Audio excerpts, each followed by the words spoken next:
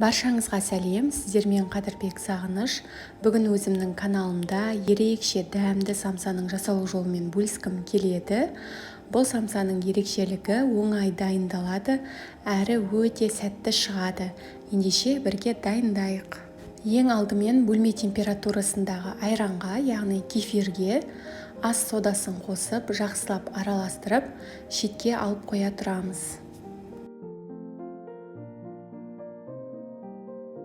Енді електен өткізілген ұнға бөлме температурасындағы сары майды қосып, екеуін бірге араластырып, майды үгітеміз.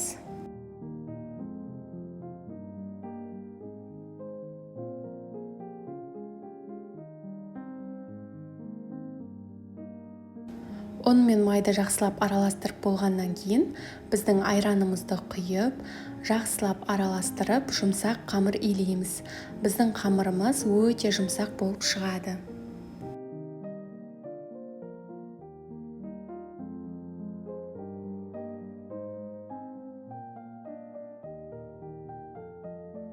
Дайын болған қамырды целлофанға салып, шамамен 1 сағаттай тоңазытқышта ұстаймыз. Начинкасын дайындап аламыз. Ол үшін бізге сиырдың тартылған еті қажет болады. Ұсақтап туралған пиязды саламын, және де дәміне қарай тұз, қара бұрыш қосамын. Жақсылап араластырамын. Егер сіздің етіңіз құрғақтау болса, аздап салқын су құйып жіберсеңіз болады.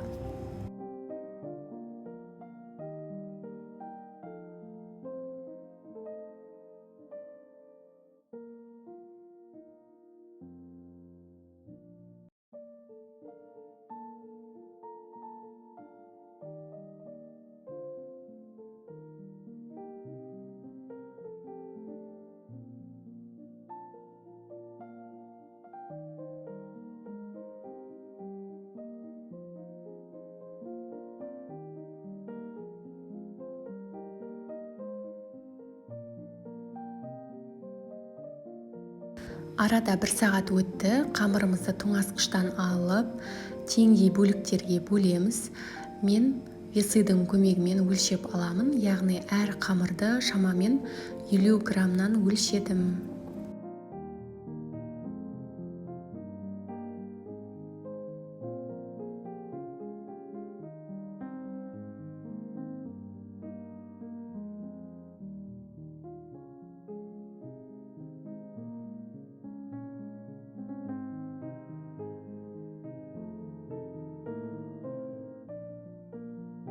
Ал енді самсаны жасап бастаймыз. Видеодағыдай етіп, оқтаумен жұқалап илейміз.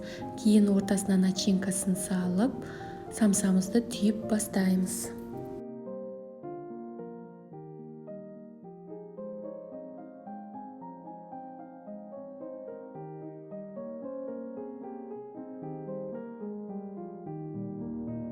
Самсаны түйген кезде өте мұқият түйгендеріңіз жөн, себебі еттің суы шығып, сіздің қамырыңыз ашылып кетуі мүмкін.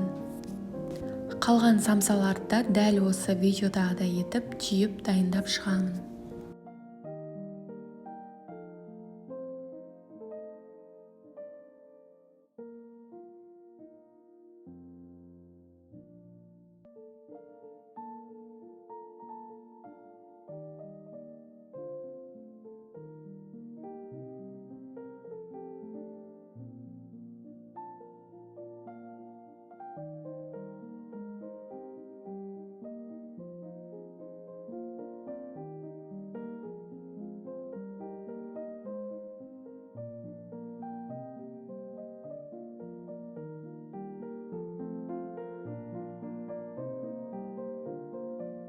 Самсаны пешке салмас бұрын міндетті түрде жұмыртқаның сары-уызын жағып шығамын, және де қалауыңызша кунжут қолдансаңыз болады.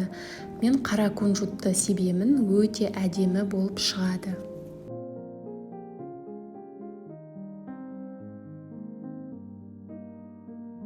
Самсаларымызды қызып тұрған пешке шамамен 30-35 минут аралығында пісіріп аламыз.